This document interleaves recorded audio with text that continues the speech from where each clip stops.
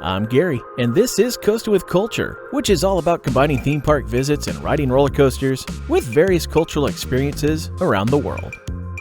Previously, there had been a rough stretch to this Europe trip, from changing travel plans, a few missed coasters at a highly anticipated park, and being stuck having to go through a notorious airport security line. Next, things are back on the upswing as we move on to the next parks of the trip found in Germany, starting with a first-time visit to one park, followed by a return visit to a favorite. As someone with German heritage thanks to my grandmother Elfrieda, who was born in Bavaria, Germany is a country I've been wanting to spend far more time in, as both of my prior visits were quite brief. Once with Theme Park Review's 2014 Scandinavia tour, and the other as Philip and I came for Oktoberfest. When I joined TPR on their tour, we stayed at a local roadside hotel in Grimmersdorf, then spent the following day at Hansa Park before crossing back to Denmark. It was a bit surreal when taking a stroll from that Grimmersdorf hotel and seeing a home with a garden that looked like it could have been part of my grandmother's house back in Bremerton, Washington. 4 years later, I returned to Germany as Philip and I caught the early bus from Zurich to Munich for Oktoberfest. We were planning to spend a few days there and hit the likes of Europa Park and Phantasialand, but the flight loads from Germany back to the US were looking fairly slim. So we ended up on an overnight bus to Frankfurt after our Oktoberfest visit and caught separate flights as he went stateside with United and I went on to London for the day before heading to Charlotte with American. As our group of buzz bars came to the German leg of this Europe trip, this would actually become the most time I've spent in the country and the first to include multiple parks, as we'd start with Heide Park and then go on to Hansa before continuing to Denmark in the evening. As we entered the park, we made our way over to their two Intamin coasters, starting with their hydraulic launch coaster, Desert Race. The layout is more the long drawn-out helices with some elongated hills, as opposed to those with top hats and other large elements. But the layout doesn't quite hit the same way as those with more varied elements and larger hills do. Having the first set of brakes right before the final turn also kind of kills the momentum and makes it feel like they could have done more. The other Intamin in the park, on the other hand, Colossus, does offer some solid airtime. This was Intamin's first prefabricated wooden coaster, and had just gone through an extensive refurbishment a few years ago. The layout replicates some of the old-time out-and-back wood coasters, and the far turnaround seems to have inspired the first turnaround of El Toro. I also really dug the theming that was added with the wooden giant that makes part of the ride's finale. Getting on this ride also helped me complete the whole collection of Intamin prefabricated wood coasters, as I had been on El Toro over multiple visits, Balder back in 2014, and T-Express in 2019. From there, we began to follow the loop of the park for their other larger coasters, although we would miss out on one of them, as Big Loop, their Vekoma Looper, was closed for the day. We did get a Vekoma, just on a model that tends to have a reputation. Sloan, you are a hero for testing it for us all. How you feel? Are you going to the limit? We're going all the way, baby. Yeah.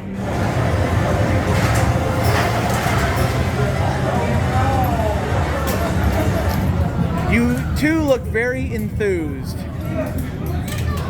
Why do I ride these things? Steven, how you feeling, buddy?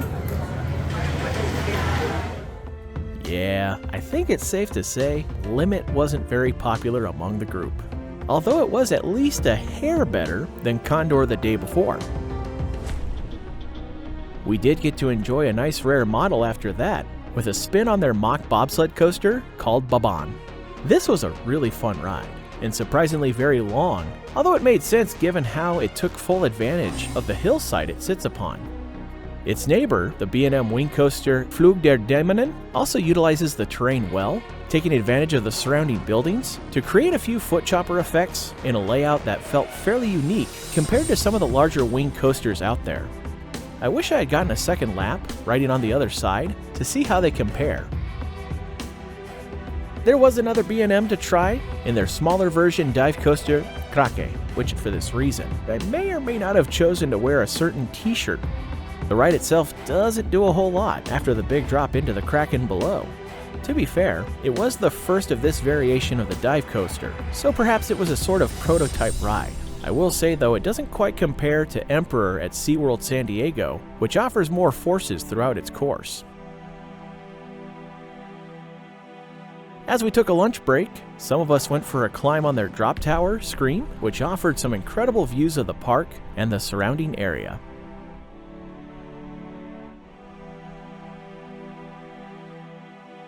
Some of the crew even tried a rather unique ice cream shop, where the ice cream mixture has liquid nitrogen added to it to freeze it instantly, and according to those who got it, it was a nice tasty treat. There were 2 other coasters to get in the more shameless category, starting first with Indy-Blitz, a Mach-powered coaster. I know some folks don't care to count these, but whether you count them or not, they can still make for a pretty fun ride.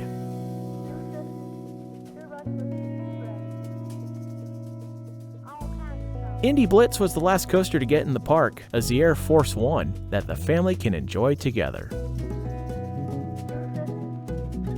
Heide Park also features a unique shooting dark ride themed after Ghostbusters, where you hop aboard the Ectomobile to join the team in capturing ghosts that are causing havoc in the city. Of course, Slimer also makes a few appearances as well.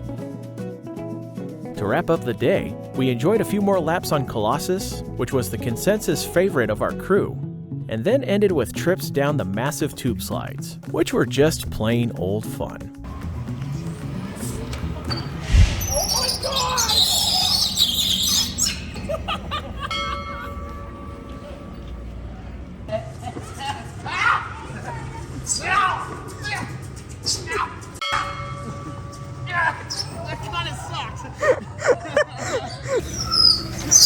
No brakes!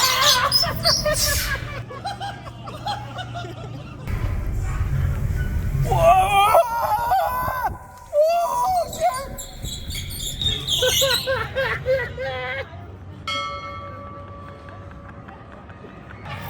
Oh, my ass!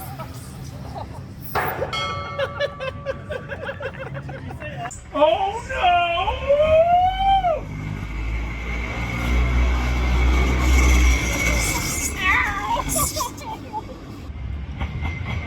Oh my god!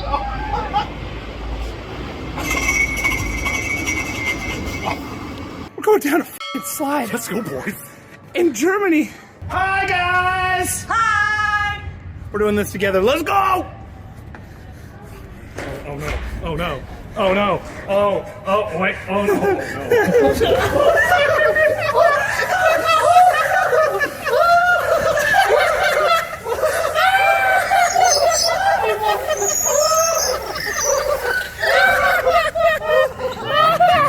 After a day at a very nice park, we went back into Hamburg as we were staying there for the night. It was a far more pleasant evening compared to the night before, as Marcus, Hutch, and I took a stroll into town, which led to my first time trying Wiener Schnitzel, and it was quite good. The Hefeweizen beer that we had was also an excellent choice. While the place we stayed at worked well for the location, the amenities were slightly lacking, as their dryer took forever to dry clothes. Since for all intents and purposes I was the official driver of the van, Larson stayed up to ensure that my clothes were done, which led to a very late night for him, but I certainly appreciate his willingness to do that for me. The following morning, we got back on the road to head to the first of the European parks I had previously visited before this trip, which was none other than Hansa Park. Our crew began the day with one of the 2 coasters that had been added since the last time I visited, Schwur des Kärnan, which means Kärnan's Oath in German. A Gerstlauer Infinity coaster that had begun construction during my previous visit, and then followed a similar pattern to a couple of their major rides, where they opened the coaster the following season, then later added all the theming elements the following year. And let me tell you, that theming really made this ride, especially with the storyline of entering a castle that is cursed, and the pre-show room with a randomized way of determining which row you'll ride. The ride itself was a little hit or miss. There's an incredible moment in the tower that I don't want to spoil for those who haven't experienced the ride already, as it might be one of the best "I had no idea it did that" moments. And the first drop is great.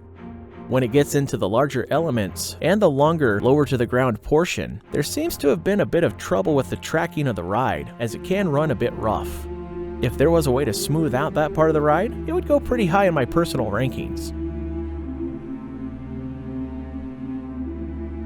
Some of the guys went to get their crazy mine credit, but a few had trouble with riding it, as apparently the cars or restraints are done in such a way that it restricts larger riders, which is something I didn't recall about the ride before, but since Mike and Sloan couldn't even make it, I'm pretty sure I wouldn't have either.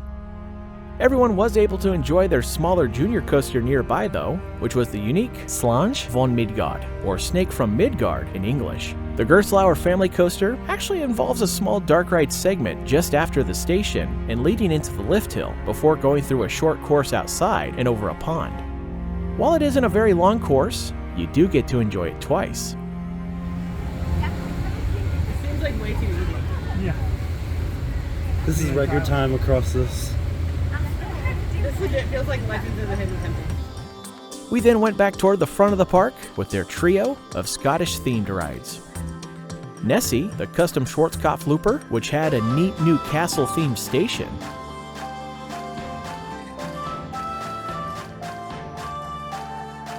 The Royal Scotsman, a custom Vekoma Junior coaster that interacts with Nessie's loop.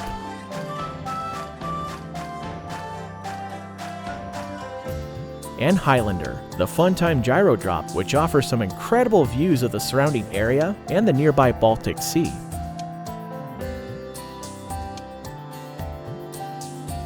The other coaster that had been added to the park since my last visit was of the shameless variety, a Preston and Barbieri mini coaster called Klein Tsar, which is German for small czar, with references to the Russian ice slides that eventually led to the creation of the modern roller coaster.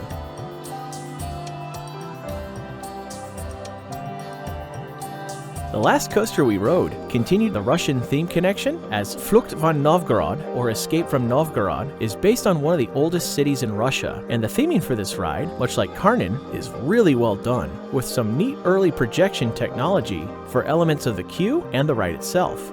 It might have one of my personal favorite songs for the beginning of a ride.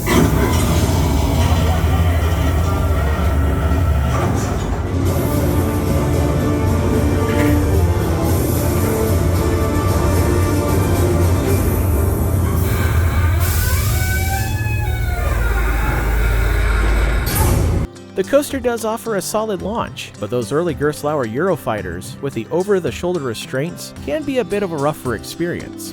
If it were possible to replace these cars with the newer lap bar only cars, like you find on Adrenaline Peak back in Oregon, I'm pretty sure this ride would have an even better experience. 6 of us would follow the inspiration of Mike and Larson's Baywatch attire, hopping aboard Stortebecker's Stiere for the first of multiple heavy-loaded water ride experiences over the next couple days. Check out these knees. Oh my god.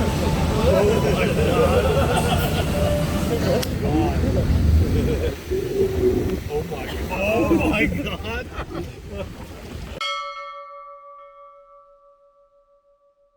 There's a lot of man in this boat. We're too heavy to swim. Yeah. Those weren't affecting us.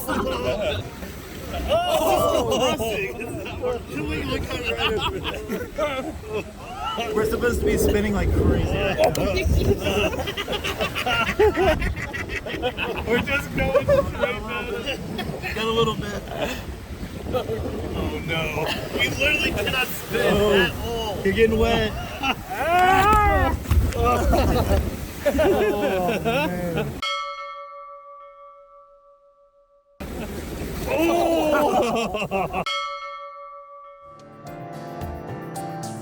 Once we got one more lap on Kärnan, we began a 3-hour drive north, which was a solid nap time for many on board.